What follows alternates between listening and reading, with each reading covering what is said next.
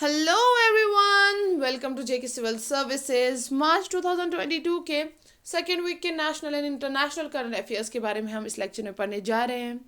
तो यहाँ पे मैं सेकेंड मार्च के सेकेंड वीक में जो भी इंपॉर्टेंट न्यूज़ चली थी वो लेके आई हूँ विद एक्स्ट्रा इन्फॉर्मेशन। तो हम इनको वन बाय वन पढ़ेंगे एंड समझेंगे। चलिए फिर स्टार्ट करते हैं पहली न्यूज़ से, जो कि हम RBI with NPCI, reserve bank of India with national payments corporation of India.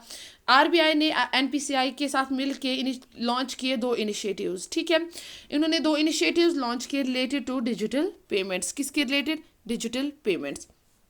अब दो इनिशिएटिव्स की बात हो रही है तो देखते हैं कौन कौन से इनिशिएटिव्स हैं। यूपीआई 123 पे एंड डिजी साथी।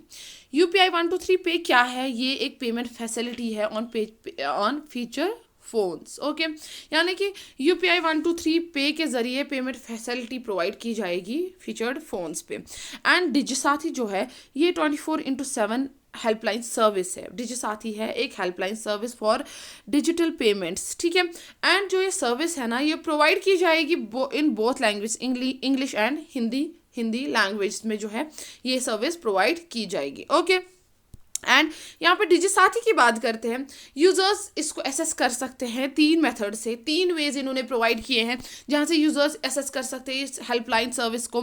पहला जो है टोल फ्री नंबर इन्होंने दिया है 1800891333 एंड शॉर्ट कोड दिया हुआ है 14431 एंड इनकी वेबसाइट जो है आप यहाँ पे देख सकते हैं। ओके, एंड यूपीआई 123 की बात करते हैं। इन्होंने यूपीआई 123 में 1 2 3 तीन स्टेप्स, तीन इजी स्टेप्स रखे हैं। क्या है? पहला है call, second choose and third पे। यानी कि first step is call, second step is choose and third step is पे। ओके, तो यहाँ पे है क्वेश्चंस अराइज हो सकते हैं ऐसे कि आरबीआई ने एनपीसीआई के साथ मिलके दो इनिशिएटिव्स जो है लॉन्च किए। कौन कौन सा है? यूपीआई 123 एंड डिजी साथी है। यूपीआई 123 क्या है? ये पेमेंट फैसिलिटी है। ये भी पूछा जा सकता है कि डिजी साथी क्या है? ये कोई पेमेंट फैसिलिटी है, ये कोई डायरेक्ट ट्रांजैक्शन मतलब फैसिलिटी है, या कुछ भी पूछा जा सकता है, जबकि ये एक 24/7 हेल्पलाइन सर्विस है। ठीक है, ओके। यूपीआई 123 में पूछा जा सकता है कि यूपीआई 123 जो नाम रखा हुआ है 123 का क्या मतलब होता है यहाँ पे? यानी कि 123 3 इजी स्टेप्स इसमें है, कॉल, चूज एंड पे। ओके, चलिए नेक्स्ट न्यूज़ की तरफ चलते हैं। यहाँ पे CM of Chhattisgarh, chief minister Chhattisgarh के जो कि भूपेश बाघेल हैं, इन्होंने इंट्रोड्यूस किया कौशल्या मातृत्व योजना फॉर सेफ मदरहुड। ठीक है, किन्होंने? जो कि सीएम ऑफ छत्तीसगढ़ भूपेश बाघेल ने इंट्रोड्यूस किया कौशल्या मातृत्व योजना से फॉर सेफ मदरहुड। ठीक है, अब इनॉग्रेट किया। इनॉग्रेट कहाँ पे किया? एक कॉन्फ्रेंस में, स्टेट लेवल वुमेन्स कॉन्फ्रेंस, जो कि कहाँ पे हेल्ड की गई थी? BTI ground in Raipur. वहीं पे जो है इन्होंने इसको इंट्रोड्यूस किया, इस स्कीम को, इस योजना को। ठीक है, अब यहाँ पे बात करते हैं इस कॉन्फ्रेंस के दौरान और भी कुछ रिलीज किया गया था, कन्या विवाह योजना, और एक स्कीम जो है उस टाइम पे रिलीज की गई थी, और एक बुक, कॉफी टेबल बुक, जिसमें जो कि एक डायरेक्टरी थी, the Sakhi one stop culture telephone directory. ठीक है, कॉफी टेबल बुक यानी कि Kanya Vivah Yojana and coffee table book the Sakhi one stop centre telephone directory भी जो है इस कॉन्फ्रेंस के दौरान जो है रिलीज की गई थी। ओके, अब इस स्कीम का मकसद देखते हैं, इस स्कीम को लॉन्च करने का मकसद देखते हैं कि यहाँ पे बोला गया कि on birth of second child, यानी कि second daughter child, sorry, and जहाँ पे अगर पहली भी डॉटर ही होगी एंड सेकंड भी जो है सेकंड बर्थ भी डॉटर चाइल्ड का भी होगा, तो उस टाइम पे जो है ₹5000 का एड दिया जाएगा उस मदर को। ठीक है, प्रोवाइड की जाएंगे ₹5000। ठीक है, चलिए नेक्स्ट न्यूज़ की तरफ चलते हैं। India's first 100% women own industrial park. ठीक है, यहाँ पे देखिए फर्स्ट, इंडिया की पहली 100% वुमेन ओन इंडस्ट्रियल पार्क, यहाँ यानी कि जहाँ पे सिर्फ वुमेन्स जो है काम करेगी इस इंडस्ट्रियल पार्क में। कहाँ पे इनॉग्रेट की गई? एट हैदराबाद, तेलंगाना का March 8 को। ओके, इनॉग्रेटेड बाय, किन्होंने इनॉग्रेट की? आईटी एंड इंडस्ट्री मिनिस्टर केटी रामा राव। किन्होंने? केटी रामा राव, जो कि आईटी एंड इंडस्ट्रीज मिनिस्टर हैं। ओके, उन्होंने इसको जो है इनॉग्रेट किया, किसको? India's first 100% women own industrial park को। ठीक है, अब यहाँ पे देखते हैं प्रमोट किसने किया इस इंडस्ट्रियल पार्क को? FICCI लेडीज ऑर्गेनाइजेशन, जिसको FLO बोलते हैं, in partnership with state government के साथ मिलकर जो है इन्होंने FLO ने इसको प्रमोट किया। ओके अब इस इंडस्ट्रियल पार्क की बात करते हैं। इंडस्ट्रियल पार्क में जो है 25 यूनिट्स हैं जहाँ पे जो सिर्फ वुमेंस काम करेंगी। एस्टैब्लिश्ड ओवर कितने एरिया में 50 एकर्स ऑफ लैंड में जो है इसको एस्टैब्लिश किया गया। इन सुल्तानपुर नियर पतन चीरू, कहाँ पे? सुल्तानपुर में। हैदराबाद में कहाँ पे? सुल्तानपुर में। ठीक है, क्वेश्चन अराइज हो सकता है लाइक हैदराबाद बहुत बड़ी जगह है तो हैदराबाद में कहाँ पे इसको एस्टैब्लिश किया गया। सो कितने एरिया ऑफ लैंड में? 50 एकर्स। एंड इसको प्रमोट किसने किया एंड इनॉग्रेट किन्होंने किया। ठीक है, बहुत सारे क्वेश्चंस अराइज हो सकते हैं, यानी कि एक एक न्यूज़ में 2-4 क्वेश्चन, 4-5 क्वेश्चन तो अराइज हो ही सकते हैं। ठीक है, तो हर एक न्यूज़ को जो है आराम से एंड समझ के पढ़िएगा। तो चलिए यहाँ पे बात करते हैं नेक्स्ट पॉइंट की। इसमें इस पार्क को की टोटल इन्वेस्टमेंट कितनी लगी इसमें? ₹250 करोड़। ओके, एंड यहाँ पे बात करते हैं March 8 को जो है इंटरनेशनल वुमेंस डे भी सेलिब्रेट किया जाता है। तो March 8 को ही जो है इनॉग्रेट किया गया था ये हैदराबाद में। ओके, यहाँ पे और आपको एक इन्फॉर्मेशन मिलेगी, मे बी सबको पता होगी या फिर किसी किसी को पता भी नहीं होगी, तो यहाँ पे मिल गया ना इंटरनेशनल वुमेन्स डे कब मनाया जाता है? March 8 को। ओके, तो यहाँ पे और एक बात है कि वुमेन्स के रिलेटेड जो भी न्यूज़ होती है ना, फर्स्ट टाइम हो एंड एक तो फर्स्ट टाइम हो एंड वुमेन्स के रिलेटेड, वो बहुत इंपॉर्टेंट बन जाती हैं। ठीक है, तो वुमेन्स के related and first time news जो है उन पे ज़्यादा फोकस किया करेगा क्योंकि वो बहुत इंपॉर्टेंट बन जाती है एग्जाम पॉइंट ऑफ व्यू से। चलिए नेक्स्ट न्यूज़ की तरफ चलते हैं। डेमोक्रेसी रिपोर्ट 2022 की बात करते हैं जिसको रिलीज किया था V Dem institute at Sweden university of Gothenburg. किसने रिलीज किया? V Dem's institute of Sweden university of Gothenburg. क्या कौन सी रिपोर्ट? Democracy report 2022। एंड इस डेमोक्रेसी रिपोर्ट 2022 की बात करते हैं, इसका टाइटल क्या था? Autocratisation changing nature. ओके, चलिए इस रिपोर्ट के अकॉर्डिंग जो है कंट्रीज को क्लासिफाई किया जाता है इन 4 रीम्स टाइप्स। ठीक है, बेस्ड ऑन देयर, किसके बेसिस पे कंट्रीज को क्लासिफाई किया जाता है? Score in liberal democratic index LDI, इनका स्कोर देखा जाता है इन लिबरल डेमोक्रेटिक इंडेक्स और इसके बेसिस पे जो है क्लासिफाई किया जाता है इनको 4 रीम टाइप्स। ओके, यहाँ पे देखते हैं अब कौन कौन सा टाइप है। Liberal democracy, electoral democracy, electoral autocracy, closed autocracy. ठीक है, ओके अब यहाँ पे जो है रैंकिंग की बात आई तो इंडिया तो हम पहले ही देखते हैं ना, तो हम यहाँ पे पहले इंडिया की तरफ देखते हैं। इंडिया को क्लासिफाई किया गया था एज इलेक्टोरल ऑटोक्रेसी। ठीक है, एंड इसकी रैंक क्या आई थी? 93rd on liberal democracy index out of 179 countries. 179 countries में जो थी इंडिया की 93rd रैंक थी और इसको क्लासिफाई किया गया था एज इलेक्टोरल ऑटोक्रेसी।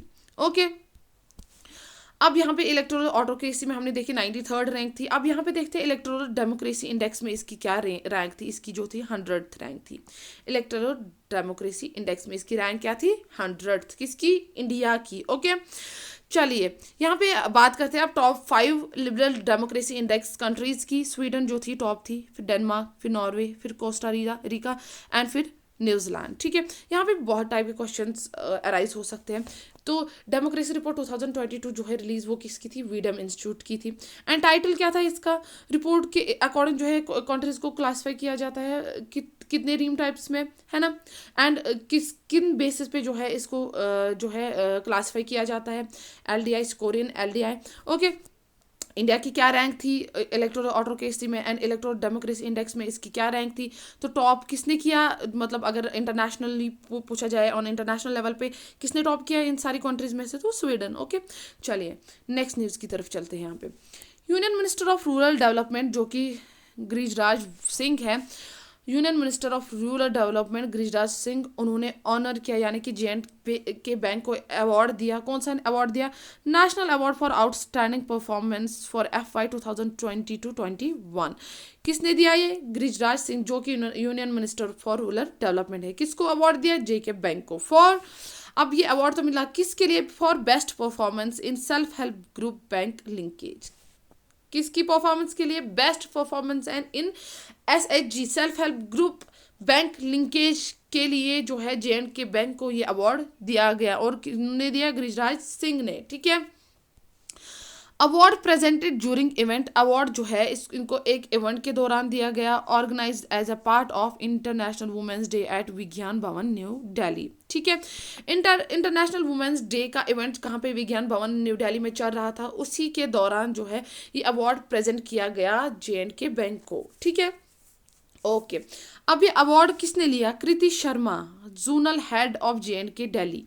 ठीक है, कृति शर्मा कौन है, जोनल हेड ऑफ J&K कहाँ पे, दिल्ली में। इन्होंने रिसीव किया ये award on behalf of bank. ठीक है, क्योंकि यहाँ पे भी क्वेश्चन अराइज हो सकते हैं कि J&K बैंक को J&K में मिला क्या ये अवार्ड, नहीं, ये जो है कृति शर्मा ने रिसीव किया दिल्ली में, जो कि जोनल हेड है J&K की दिल्ली में। उन्होंने जो है J&K बैंक की, sorry not J&K bank, okay, उन्होंने जो है वहाँ पे रिसीव किया ये award on behalf of bank. Okay, चलिए नेक्स्ट न्यूज़ की तरफ चलते हैं।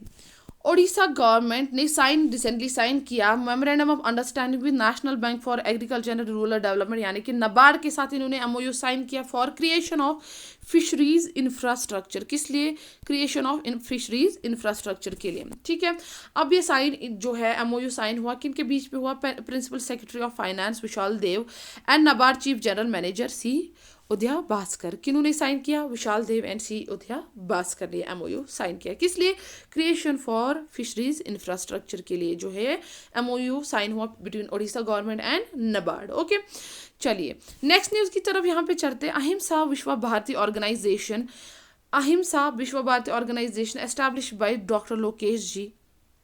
किन्होंने ये एस्टैब्लिश किया था, की थी ये organisation, doctor Lokesh ji. And जो ये Ahimsa Vishwa Bharati organisation will establish India's first world peace centre in Gurugram Haryana. ठीक है, यहाँ पे जो है doctor Lokesh ji will not establish, who will establish, Ahimsa Vishwa Bharati organisation will establish India's first world peace centre in Gurugram Haryana. Okay, यहाँ पे कंफ्यूज नहीं होइएगा, यहाँ पे मैंने आपको एरो दिखाया है कौन जो है एस्टैब्लिश करेगा, विल एस्टैब्लिश, अब एस्टैब्लिश नहीं हुआ, विल एस्टैब्लिश, अब एस्टैब्लिश करेंगे आगे। अब इसके लिए जो है इस वर्ल्ड इंडिया का फर्स्ट वर्ल्ड पीस सेंटर जो गुरुग्राम में बनाया जाएगा, इसके लिए प्लॉट अलॉट किया गया है सेक्टर 39 ऑफ गुरुग्राम। ओके, ये भी काफ़ी इंपॉर्टेंट न्यूज़ है क्योंकि फर्स्ट टाइम हो रहा है इंडिया में और वर्ल्ड पीस सेंटर जो है बनाया जाएगा, तो पीस के रिलेटेड है तो इम्पोर्टेंट ही है ना। चलिए यहाँ पे बात करते हैं पुरुषोत्तम रुपाला, जो कि union minister of fisheries animal husbandry and dairying है। इन्होंने इनॉग्रेट किया सागर परिक्रमा, इन्होंने इनॉग्रेट किया। ठीक है, अब ये सागर परिक्रमा ये एक इनिशिएटिव है to solve concerns of fisherman. ठीक है, पीछे भी जो है वो उड़ीसा एंड नाबार्ड के बीच में वहाँ पे जो है फिशरीज के लिए जो है इंफ्रास्ट्रक्चर क्रिएट किया जाएगा, लेकिन यहाँ पे जो है सागर परिक्रमा इन्होंने एक इनिशिएटिव लिया, ये कंसर्न्स ऑफ फिशरमैन वहाँ पे जो है सॉल्व द कंसर्न, जो भी फिशरमैन के रिलेटेड कोई भी प्रॉब्लम जो वो फेस करते हैं, कुछ भी एनीथिंग, तो वो जो है उनको सॉल्व करने के लिए इन्होंने ये जो सागर परिक्रमा जो है एक इनिशिएटिव लिया। कहाँ पे, इन गुजरात, कहाँ पे, गुजरात। एंड गुजरात मार्क करता है first state as a part of Parikrama initiative. Gujarat ही है first state as a part of Parikrama initiative.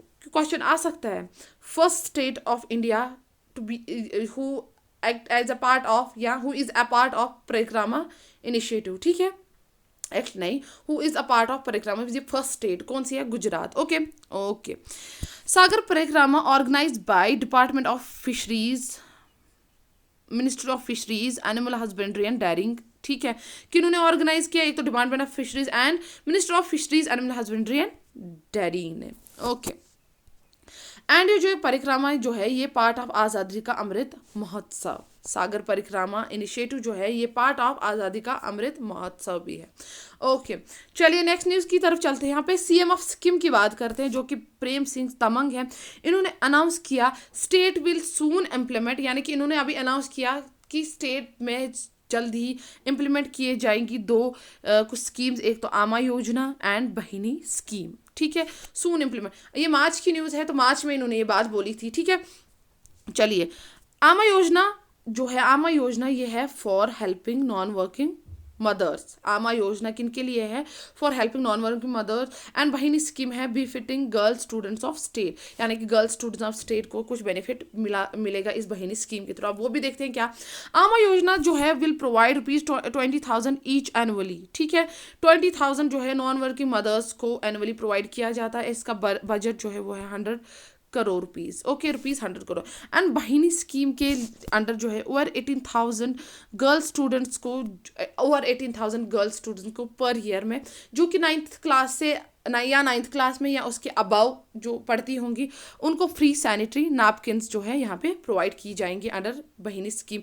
And इस स्कीम के अंडर जो है वुमेंस को बहुत सारी एजुकेशन दी जाएगी, लाइक मेंस्ट्रुएशन एजुकेशन, यानी कि एंड सैनिटरी नैपकिन्स का यूज़, सारा कुछ सिखाया जाएगा इस स्कीम के अंडर, ओके। चलिए इसके बाद बात करते हैं TNCM यानी कि तमिलनाडु के CM MK स्टालिन। इन्होंने इनॉग्रेट किया India's largest floating solar power plant. क्या किया इन्होंने? India largest floating solar power plant, जिसका कॉस्ट 150.4 करोड़ है, ठीक है। अब इंडिया का largest floating solar power plant inaugurate किया गया, किन्होंने किया? MK स्टालिन ने। ये कहाँ के CM है? तमिलनाडु के। तो यानी कि कहाँ पे अब इनॉग्रेट किया गया? तमिलनाडु में, है ना।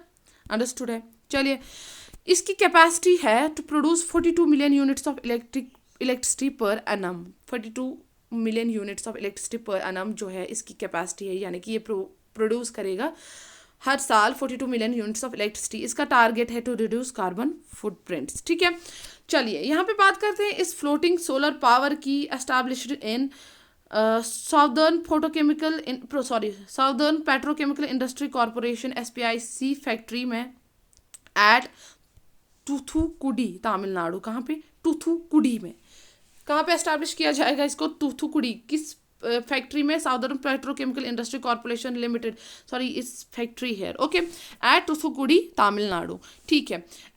यहाँ पे बात है SPP मैंने लिखा है शॉर्ट फॉर्म। सोलर, यही जो है solar power plant owned by Greenam energy. किन्होंने? ग्रीनम एनर्जी जो है इसकी ओनर है, ओके। चलिए अभी नेक्स्ट न्यूज़ की तरफ चलते हैं। Iran Islamic revolutionary guard corporation IRGC launch Noor 2 in orbit, ठीक है। नूर 2 सैटेलाइट इन्होंने, ये जो मिलिट्री सैटेलाइट इनका होता है, उसका जो है नूर 2 इन्होंने लॉन्च किया at altitude of 500 kilometres from earth, यानी कि 311 माइल्स दूर अर्थ से इन्होंने इस नूर 2 को इस ऑर्बिट में जो है लॉन्च किया, ठीक है। नूर का मतलब है लाइट इन पर्शियन लैंग्वेज, ठीक है, ओके। ये जो है ये सेकेंड मिलिट्री सैटेलाइट था लॉन्च्ड बाय इस्लामिक रिपब्लिक। ये इनका सेकेंड नूर 2 जो था सेकेंड मिलिट्री सैटेलाइट था। अब पहली की भी बात करते हैं। First launched in April 2020 Noor at an orbit of 425 kilometres 265 miles की दूरी पे जो है इसको लॉन्च किया गया था। कब? अप्रैल 2022 में, सॉरी अप्रैल 2020 में, जिसका नाम जो था नूर था। नूर 2 लॉन्च फ्रॉम, कहाँ से इसको लॉन्च किया गया? शाहरोद स्पेस पोर्ट से। कहाँ से? शाहरोद स्पेस पोर्ट से। चलिए next news. Indian overseas bank IOB sanction loan of ₹1000 crore to JK infrastructure development finance corporation limited. JK IDFC को जो है IOB ने सैंक्शन किया लोन ऑफ 1000 करोड़, ठीक है। IOB का हेडक्वार्टर कहाँ पे है? चेन्नई में, ठीक है। एंड IOB यानी कि इंडियन ओवरसीज बैंक जो है first public sector bank to lend money to JK IDFC। ये पहला पब्लिक सेक्टर बैंक है जिन्होंने लोन दिया किसको? JK IDFC को, ओके। चलिए next news.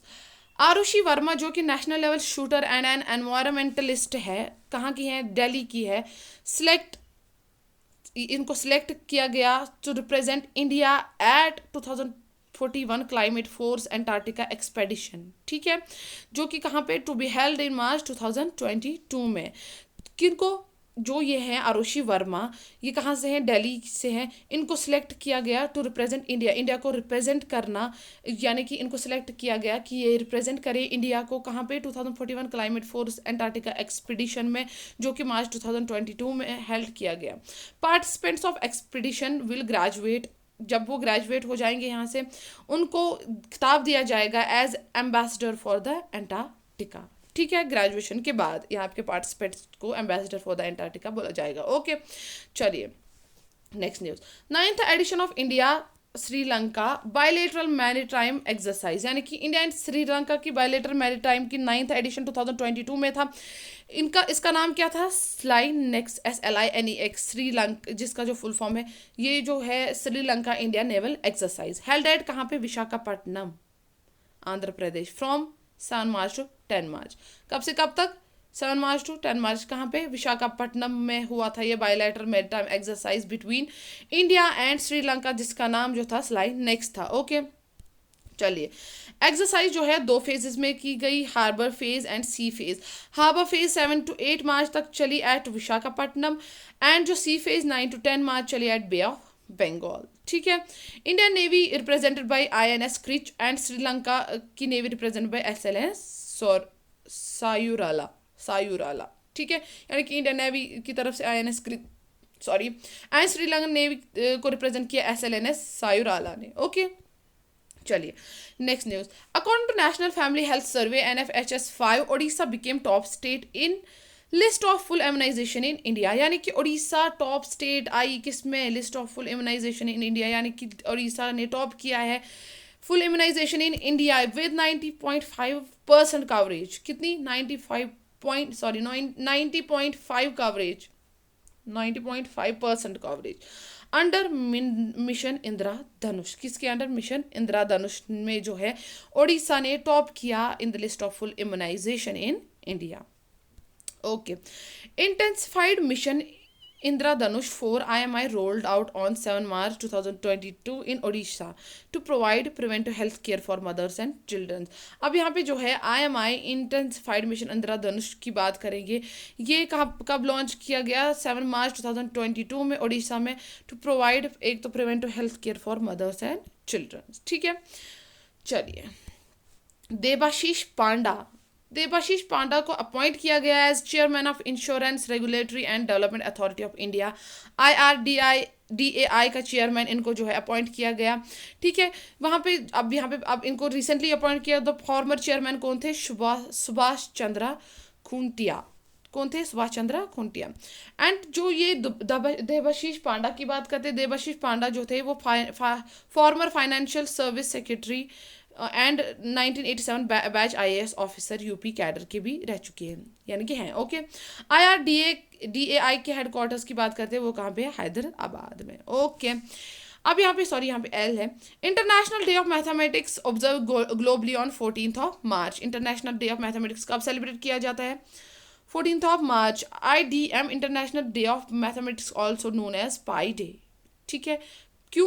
Because pi can be round down to 3.14, यानी कि देखो अब इसको पाई डे भी बोला जाता है। क्यों? 3.14, क्योंकि पाई का वैल्यू 3.14 होता है ना।